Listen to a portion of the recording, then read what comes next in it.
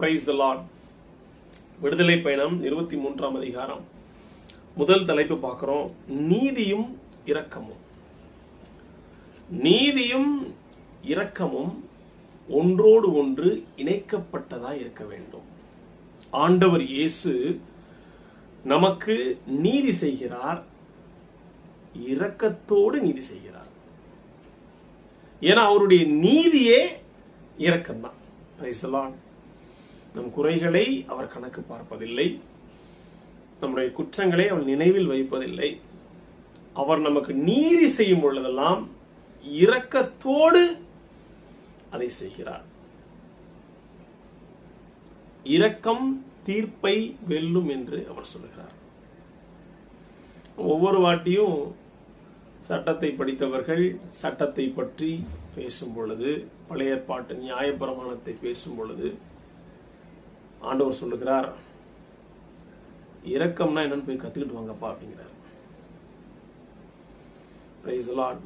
பல இடத்துல சொல்றார் ஆண்டவர், இரக்கம் தீர்ப்பை வெல்லும், இரக்கத்தை போய் கத்துட்டு வாங்க. அப்ப நீதி ஒருத்தருக்கு நம்ம செலுத்துறோம் அப்படின்னா, ஒருத்தருக்கு நீதி அளிக்கிறோம் அப்படின்னா கண்டிப்பா அதோட இரக்கமும் மிக்ஸ் ஆயிருக்கணும்.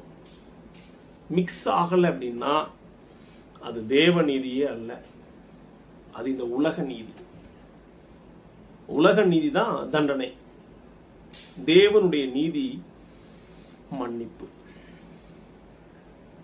அவருடைய நீதியாக நாம் இருக்கிறோம். நமக்காய் அவர் பாவமானார். ஒரு காலத்துல பாவமா எண்ணப்பட்ட நம்மெல்லாம் இன்னைக்கு நீதியாக இருக்கிறோம். ஏன்னா அவருடைய நீதி இரக்கமா இருக்கிறது. அந்த இரக்கம் நம்மேல் விழுந்த நீதி தீர்ப்புகளை எல்லாம் வென்று விட்டது. அதனால இரக்கம் தீர்ப்பை வெல்லுகிறது. அதே போல நம்முடைய இரக்கம் பல நீதி தீர்ப்புகளை இந்த உலகத்திலே வெல்ல வேண்டும்.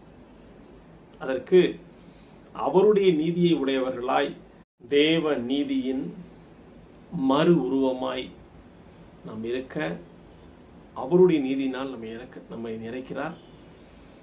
அதனால ஒருத்தருக்கு நீதி சொல்லும் போது, நீதி செய்யும் போது கண்டிப்பா அதுல இரக்கத்தை மிக்ஸ் பண்ணுவோம்.